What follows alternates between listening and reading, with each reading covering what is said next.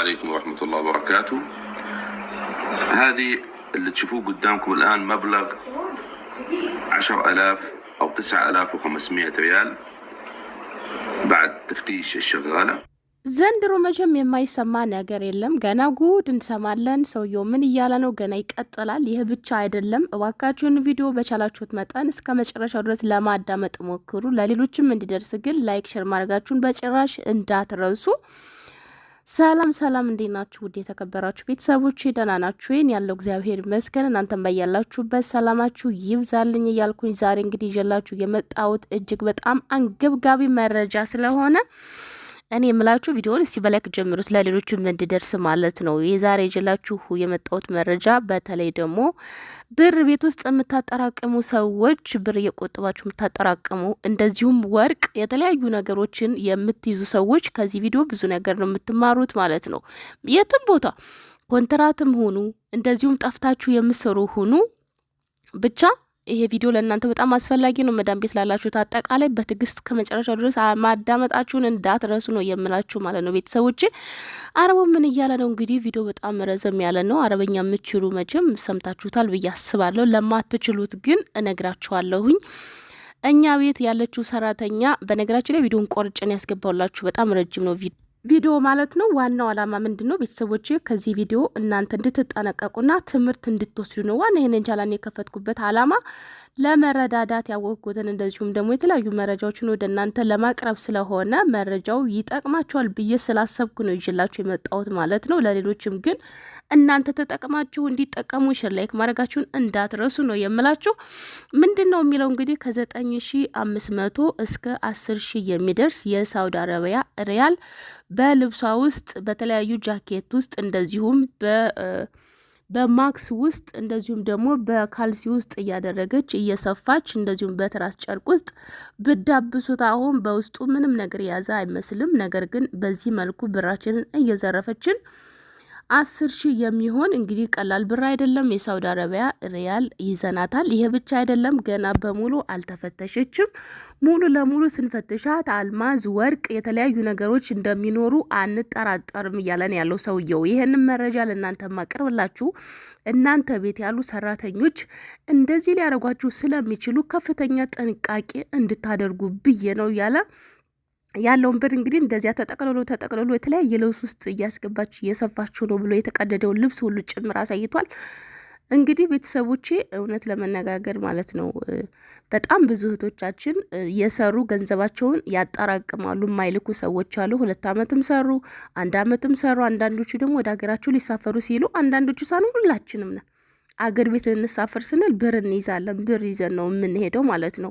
ከዚህ ቪዲዮ እንደተረዳሁት ግን ከዚህ በኋላ ሁላችሁም ትምህርት ልትወስዱ ይገባል፣ ልትጠነቀቁ ይገባል። ሰው ቤት 10 ዓመትም ስሩ 20 ዓመትም ስሩ ያው ሰራተኛ ናችሁ፣ ያው ባዳ ናችሁ። በጣም ብዙ ሰው ይክዳል ሰውን አሁን ላይ ማለት ነው። ያየሁት ነገር ይሄ ነው።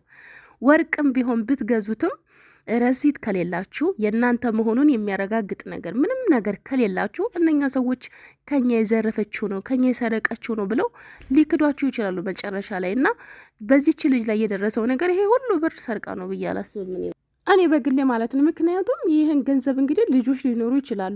በተለያየ ምክንያት እንግዲህ በልብስ ውስጥ እያደረገች ልሰፋው ትችላለች። ብቻ ፈጣሪ ነው የሚያውቀው። ብቻ እነሱ እንግዲህ ወደ አገር ቤት ልትሄድ ስትል እቃዋን ስንፈትሻት ይህ ሁሉ ብር ተገኘ ብሎ እንግዲህ ያው የተጠቀለለው ብር አለ። በርካታ ነገሮችን አካቶ ነው መረጃውን ለተከታዮቹ እያቀረበው ሰውየው ማለት ነው። እና ሁላችሁም ተጠንቀቁ፣ ከሰራተኞቻችሁ እንደዚህ ሌባ ናቸው እያለ ነው ሲያወራ የነበረው። እና ቤተሰቦቼ ጓደኞቼ ከዚህ በኋላ እባካችሁ ብር አታስቀምጡ። እውነት እኔ በጣም ነው የደነገጥኩት። ይቅርታ አድርጉልኝና እንዲህ ተለፍቶ ተጥሮ ተግሮ ሰርታችሁም እንደገና ስማችንም ጠፍቶ ተሰድበንም አሁን እቺ ልጅ እንግዲህ ወደ ሀገሯም ላትላክ ትችላለች። ምንም ባላደረገችው በገዛ ብሯ ባጠራቀመችው ብሯኒ እውነት ለመነጋገር ትሰርቃለች የሚል ግምት የለኝም። ልሰርቅም ትችላለች። ፈጣሪ ነው የሚያውቀው። ይህን ሁሉ ብር ግን ሲሰረቁ እነሱ ሞተዋል ወይስ ይህ ብር ለእነሱ ምንም ማለት አይደለም? እኔ ይቅርታ አድርጉልኝ፣ እኔ እንጃ፣ እኔ አላመንኩበትም። እነሱ ግን እንደዚህ አድርገው አውቀው ድራማ የሰሩባት ነው የሚመስለኝ እንደኔ ማለት ነው። ምክንያቱም ልትሄድ ነው፣ አታገለግላቸውም፣ አጠቅማቸውም። በዚህ መልኩ ወርቅም እንግዲህ ካላት ወስዳ ነው ብለው ያንን ወርቅ የተለያዩ ነገሮችን ጨምረው እሷን ወደ እስር ቤት ይልኳታል፣ ብራቸውን ይወስዳሉ ማለት ነው እነሱ።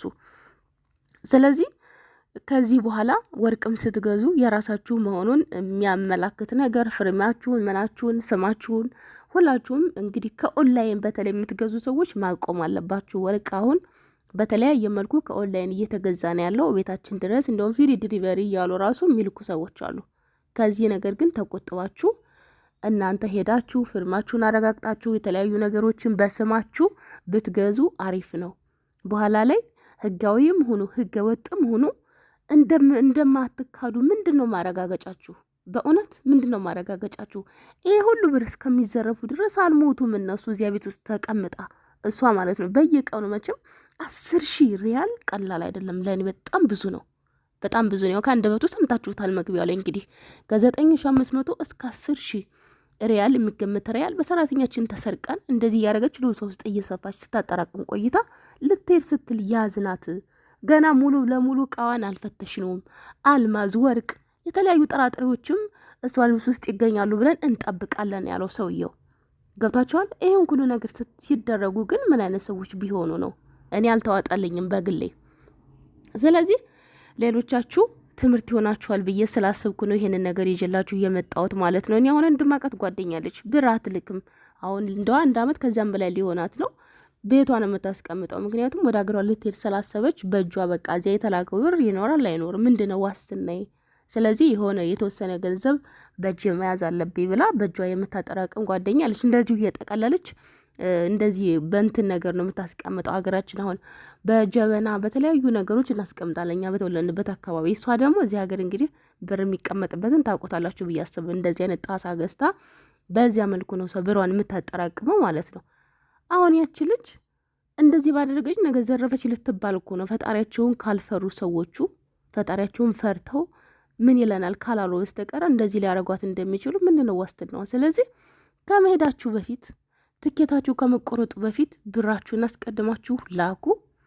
እንደገና ደግሞ ሌላ ነገር ስትገዛዙ ደግሞ በራሳችሁ ስም ግዙ ነው የምላችሁ። ዛሬ ዋናው መረጃ ይሄ ነው። እውነት በጣም ነው የሚያሳዝነው። ሰው ቤት የቱንም ያህል ብትሰሩም ብትለፉም ብትጥሩም ብትግሩም ባዳ ናችሁ። ፈጣሪያችሁን ካልፈሩ በስተቀረ የሰው ልጅ የሚታመን ሰው የለም በአሁን ሰዓት ማለት ነው። በሰው ሀገር ሆናችሁ ደግሞ በለፋችሁ በጠራችሁት በገራችሁት በስተመጨረሻ እንደዚህ አይነት ነገር ሲገጥማችሁ በጣም ነው የሚያሳዝነው።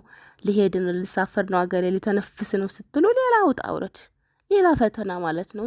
እና ጓደኞቹ እንደዚህ አይነት ችግር እንዳይገጥማችሁ አስቀድማችሁ ተጠንቀቁ። ወይንም ደግሞ ገንዘብ እያስቀመጣችሁ ከሆነ ንገሯቸው ማለት ነው። እውነት ለነገሩ ብትነግሯቸውም እንደዚህ ሸረኛ ከሆኑ ምንም ከማድረግ ወደ ኋላ አይሉም። ብቻ በጣም ከባድ ነው። ለማንኛውም ጓደኛ ሲታማ ለእኔ ብለህ ስማ ነውና ትምህርት ይሆናችኋል ብዬ ተስፋ አድርጋለሁ። ለእናንተ ይጠቅማችኋል ብዬ ስላሰብኩኝ ነው ይህንን ቪዲዮ ለእናንተ ይዤላችሁ የመጣሁት። እንግዲህ ለሁሉም እንዲደርስ ላይክ ሼር ማድረጋችሁን ግን በጭራሽ እንዳትረሱ። በድጋሚ እስከምንገናኝ በያላችሁበት ሰላማችሁ ይብዛልኝ። ቻው።